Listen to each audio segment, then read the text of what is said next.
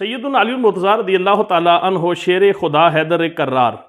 کرم اللہ وجہہ الکریم اور حضرت امیر معاویہ رضی اللہ تعالیٰ عنہ کے درمیان جنگ صفین جو 37 ہجری کے اندر لڑی گئی، یہ نہر فرات کے قریب وہ علاقہ جو اس وقت ملک شام کے اندر شامل ہے، اس مقام پہ اس جنگ کو لڑا گیا۔ اب اس جنگ کی جو حقیقت ہے وہ ہر کوئی اپنے نقطہ نظر کے ساتھ بیان کر رہا ہے، لیکن ناظرین در پردہ حقیقت کیا ہے اور کس وجہ سے یہ لڑائی پیش آئی؟ حضرت عثمان غنی رضی اللہ تعالیٰ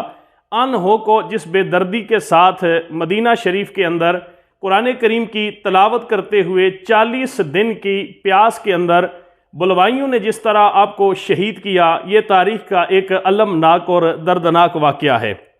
حضرت عثمان غنی رضی اللہ تعالیٰ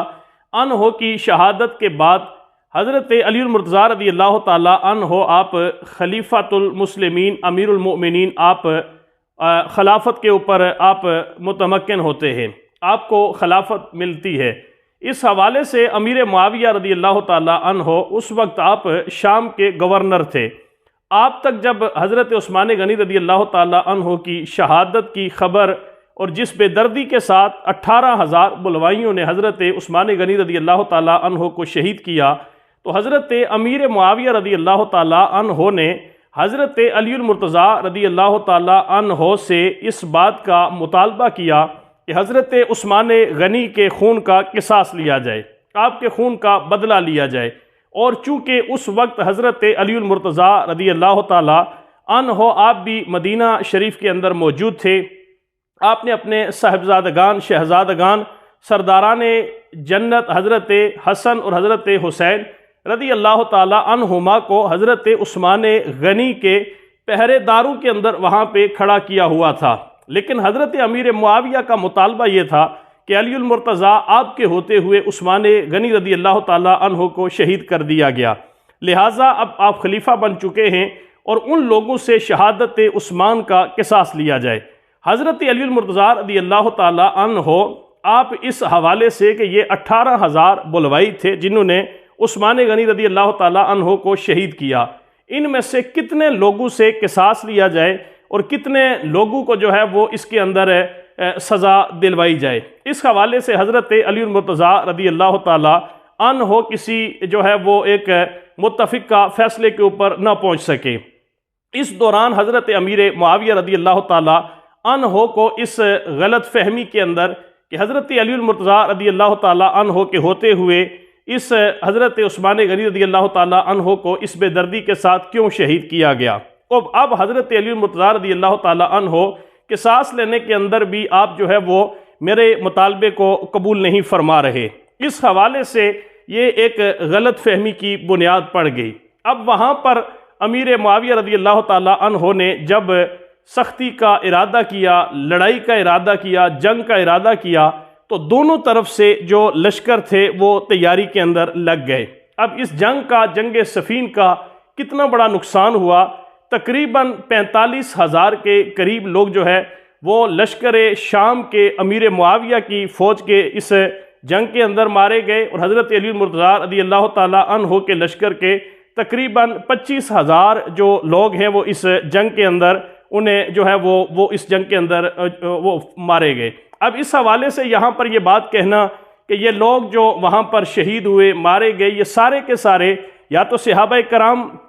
رضوان اللہ تعالیٰ علیہ مجمعین تھے یا صحابہ کرام کی اولادیں تھیں، اتنا بڑا نقصان ہوا جنگ صفین کا۔ لیکن در حقیقت جنگ صفین کے پس پردہ جو حقیقت تھی وہ یہی تھی کہ ایک غلط فہمی تھی جو حضرت امیر معاویہ رضی اللہ تعالیٰ عنہ اور حضرت علی المرتضیٰ رضی اللہ تعالیٰ عنہ کے درمیان پیدا ہو گئی۔ اب اس حوالے سے یہ کہنا کہ ان ہستیوں کے اندر غلط فہمی کا پیدا ہو جانا اور پھر اتنی طویل جنگ تک اس معاملے کا چلا جانا، یہ سمجھ سے بالاتر ہے۔ تو ناظرین، قرآن حکیم فرقان مجید کا آپ مطالعہ کریں تو اس بات کا آپ کو بخوبی علم ہو جائے گا کہ حضرت سیدنا موسیٰ علیہ السلام اللہ کے نبی ہیں، کلیم اللہ ہیں۔ آپ کے بڑے بھائی حضرت سیدنا ہارون علیہ السلام آپ کے بڑے بھائی ہیں اور آپ بھی نبی تھے۔ اللہ نے حضرت سیدنا موسیٰ علیہ السلام کو کوہ طور کے اوپر جب بلایا اور حضرت موسیٰ علیہ السلام کوہتور کے اوپر عبادت و ریاضت و ہم کلامی کے لیے جب تشریف لے کے جاتے ہیں تو آپ کی عدم موجودگی کے اندر سامری نے ایک بچھڑا بنایا اور اس کی پوجا پاٹ کے اوپر اس قوم کو لگا دیا۔ حضرت سیدنا موسیٰ علیہ السلام آپ جب کوہتور سے واپس آئے تو آپ نے دیکھا کہ آپ کی قوم سامری کے کہنے کے اوپر اس بت کی پوجا پاٹ کے اندر لگی ہوئی ہے۔ آپ نے حضرت ہارون علیہ السلام کو اب ان کی داڑھی مبارک سے، ان کے سر کے بالوں سے پکڑ کے آپ کو گھسیٹنا شروع کر دیا، اور یہ قرآن حکیم بیان کر رہا ہے کہ آپ نے کہا کہ آپ کی موجودگی کے اندر آپ نے یہ کام جو ہے وہ کیسے ہونے دیا، اور یہ آپ کی وجہ سے یہ سارا معاملہ پیش آیا ہے۔ اگر دو نبیوں کے اندر، اور وہ بھی اپنے سگے بھائی، اور چھوٹے بھائی نے بڑے بھائی کو ایک غلط فہمی کی بنیاد کے اوپر سر کے بالوں اور داڑھی کے بالوں سے پکڑ کے گھسیٹنا شروع کر دیا، تو یہاں پر بھی کہا جا سکتا ہے کہ ان دو عظیم جلیل القدر ہستیوں کے اندر ایک غلط فہمی تھی جس کی بنیاد کے اوپر یہ سفین کا ایک واقعہ پیش آیا۔ پھر دوسری طرف مالک بن اشتر جو حضرت امیر معاویہ رضی اللہ تعالیٰ عنہ کے لشکر کے مقابلے میں حضرت علی المرتضیٰ کے لشکر کی کمانڈ کر رہا تھا، یہ وہی مالک بن اشتر تھا کہ جس نے مدینہ شریف کے اندر حضرت عثمان غنی رضی اللہ تعالیٰ عنہ کو شہید کرنے کے لیے جو بلوائی آئے ہوئے تھے، یہ مالک بن اشتر اس وقت اس گروہ اور بلوائیوں کے جتھے کی بھی یہی کمانڈ کر رہا تھا، اور یہ ادھر حضرت امیر معاویہ کے خلاف جو لشکر لڑنے کے لیے شام کے اندر آیا، اس لشکر کی کمانڈ بھی یہی مالک بن اشتر کر رہا تھا۔ عمر ابن العاص رضی اللہ تعالیٰ عنہ آپ جو ہے وہ امیر معاویہ رضی اللہ تعالیٰ عنہ کے لشکر کی کمانڈ کر رہے تھے۔ حضرت علی المرتضیٰ رضی اللہ تعالیٰ عنہ کی طرف سے جب عمر ابن العاص کو یہ پیغام پہنچا کہ لاشیں بہت ہو چکی ہیں، بہت سارے لوگ جو ہے وہ جنگ کے اندر مارے جا چکے ہیں، شہید ہو چکے ہیں، لہٰذا تھوڑا جنگ کو روکا جائے تاکہ ان کی تدفین کی جا سکے۔ جب تدفین کے لیے جنگ کو روکا گیا تو حضرت عمر ابن العاص رضی اللہ تعالیٰ عنہ آپ جس گڑھے کے اندر ان میتوں کو ڈالا جا رہا تھا، آپ اس گڑھے کے پاس جب کھڑے ہوئے تو آپ زاروں کے تار رونا شروع ہو گئے۔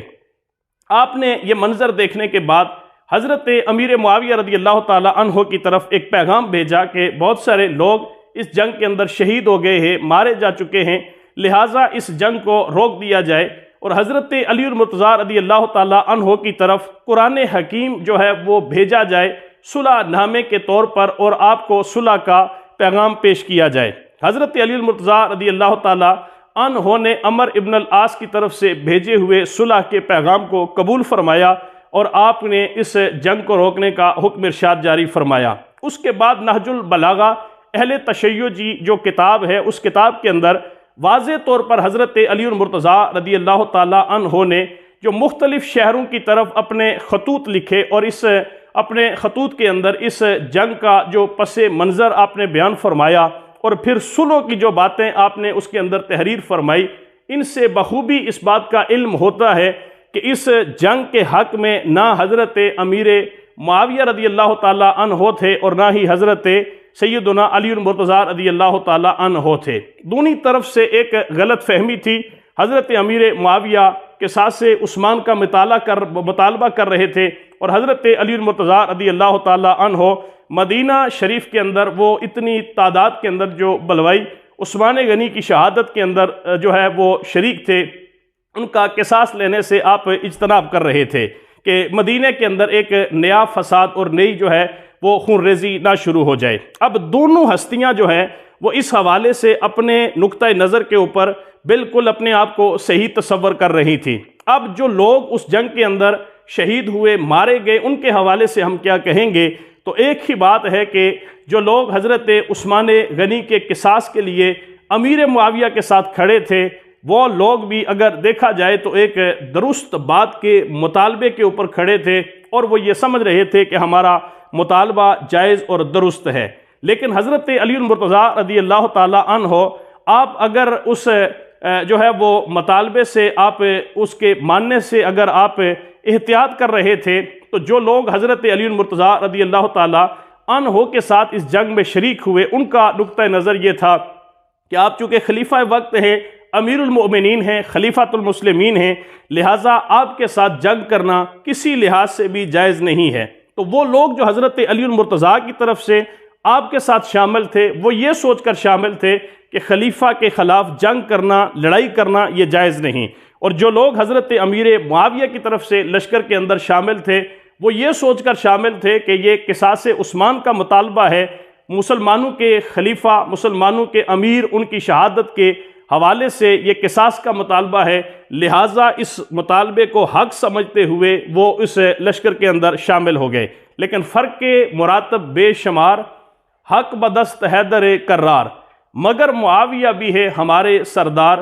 لعن ان پر تان ان پر کار فجار، لہٰذا احتیاط کرنی چاہیے، اور ان دو ہستیوں کے حوالے سے اگر ان کی صلح ہو چکی، سیدنا حضرت امام حسن رضی اللہ تعالی عنہ نے صلح فرما دی، تو ہمیں صلح کی طرف جانا چاہیے، نہ کہ مزید اختلافات کی طرف، نہ مزید جو ہے وہ امت کے اندر ان کی لڑائی کو بیان کر کے امت کے اندر مزید جو ہے وہ افتراق و انتشار کو پھیلایا جائے۔